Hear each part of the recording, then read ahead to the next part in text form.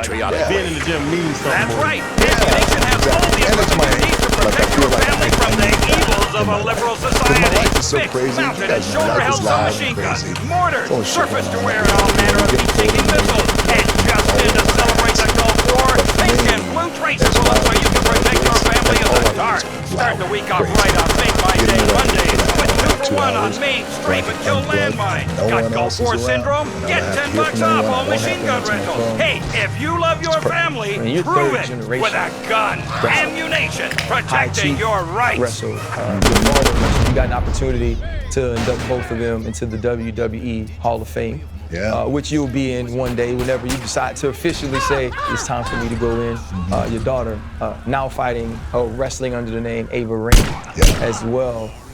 You are cut from Calgary. You have the doubts, you have the questions, and you get into wrestling, which was, I mean, now we can call it the family business. How influential was that in helping you find your way and in a way sort of saving your life? RC, I loved wrestling. And when I was growing up, I loved wrestling too, but wrestling, it was the family business, it's what we loved. But it was a different time back then, especially in the 80s as you're growing up. It was almost like the movie The Wrestler with Mickey Rourke. Like, that's the way those guys were. That's the way so many guys, like my dad, and had it not been for the blessing of God that I was able to have to take care of them, he would have been like that too, where they lived paycheck to paycheck. They were stars in their own right. So there's this term in the wrestling business called working the gimmick.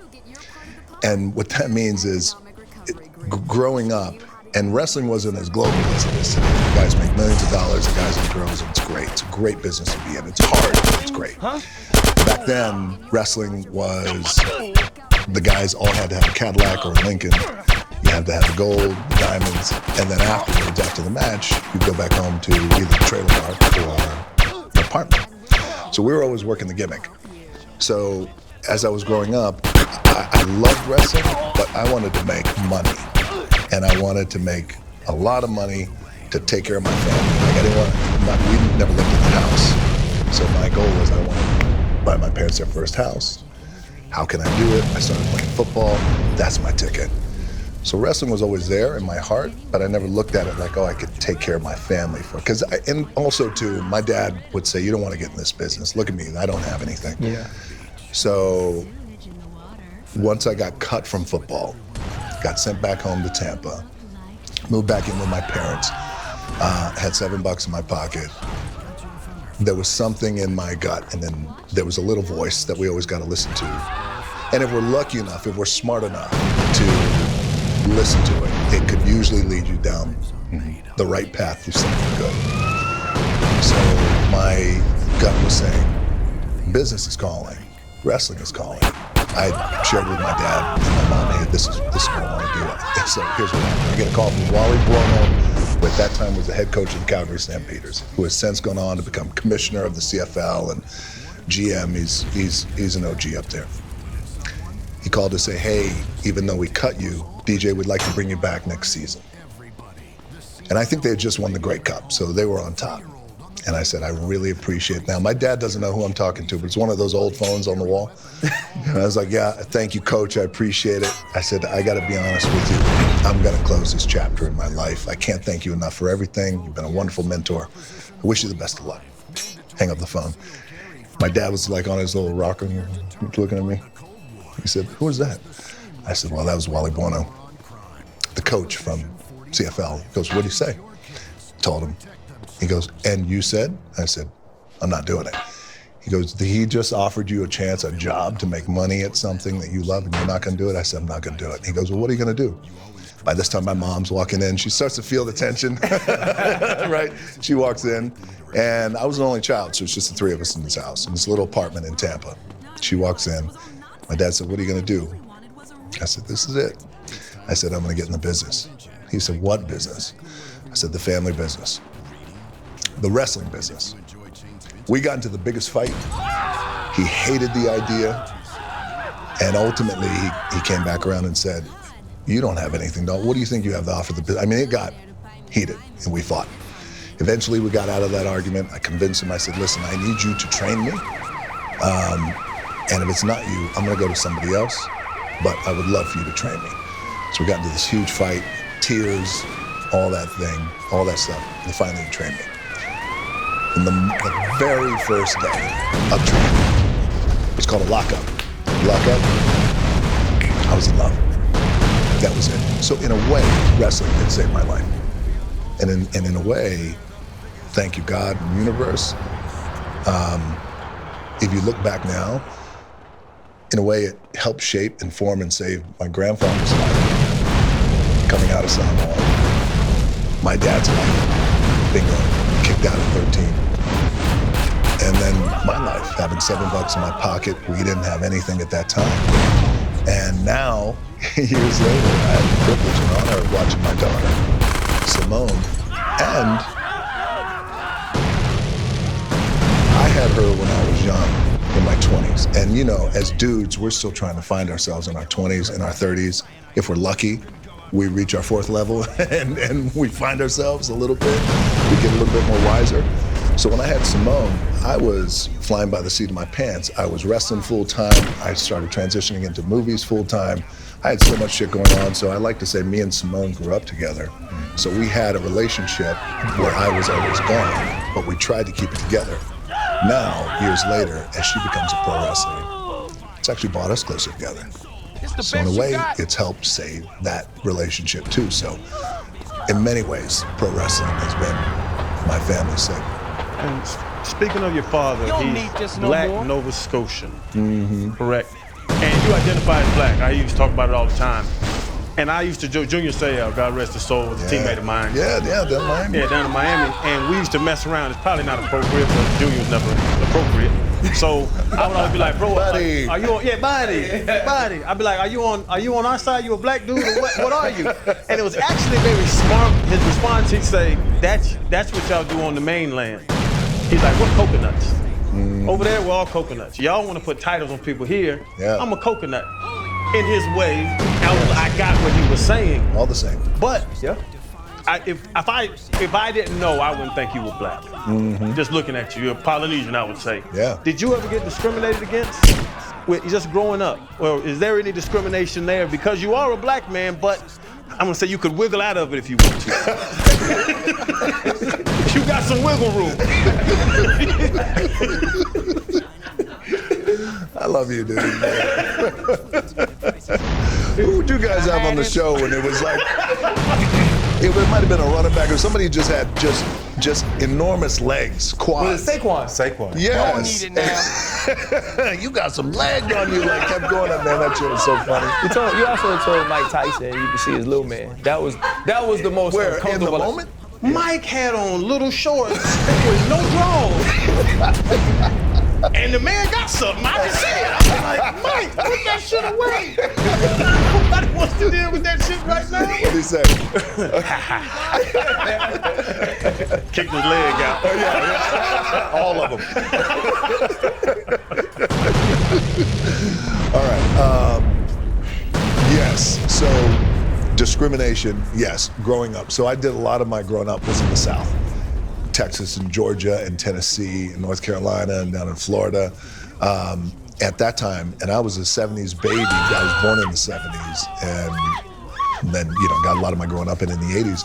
But yeah, so in those areas, in the world of wrestling, again, it was different back then. So you're wrestling in these small towns and I'm going to school in these small towns, living in trailer parks in the Deep South.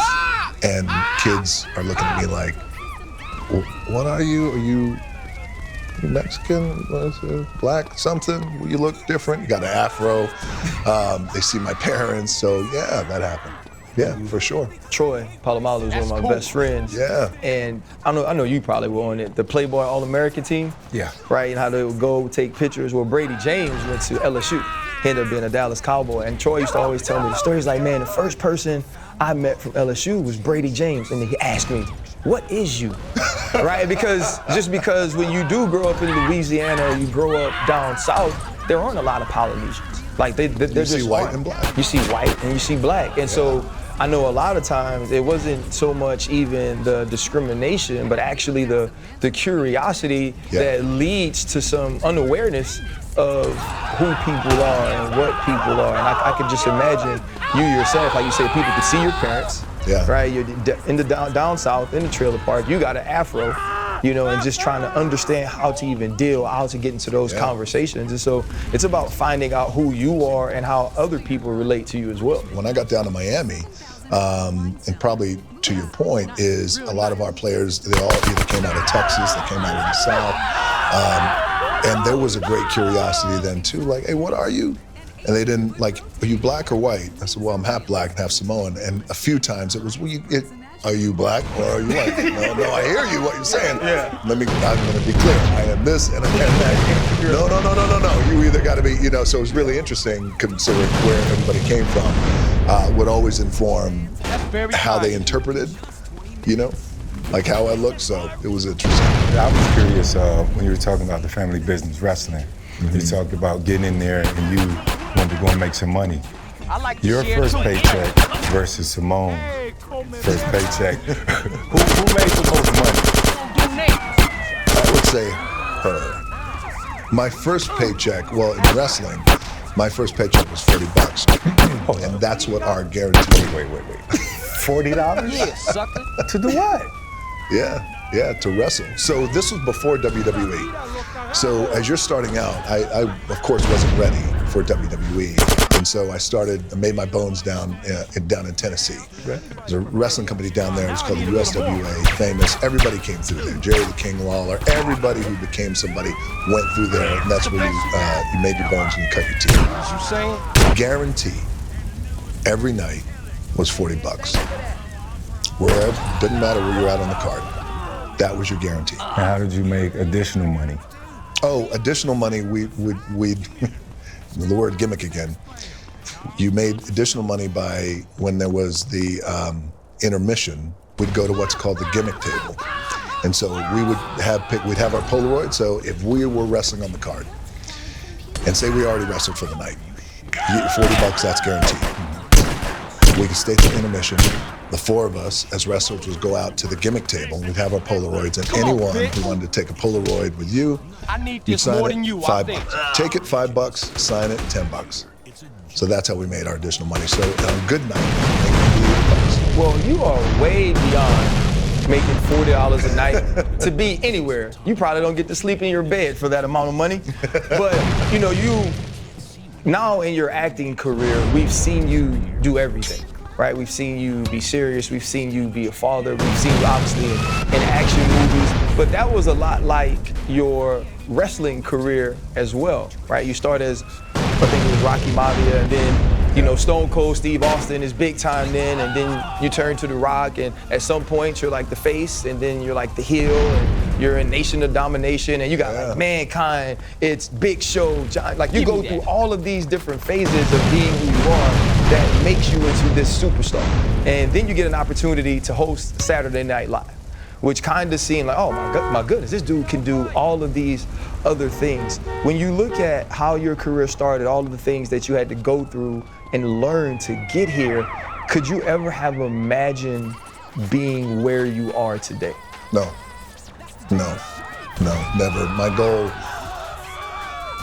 goal wasn't to be here in Hollywood, making movies, hopefully with a little bit of longevity. That was never my goal.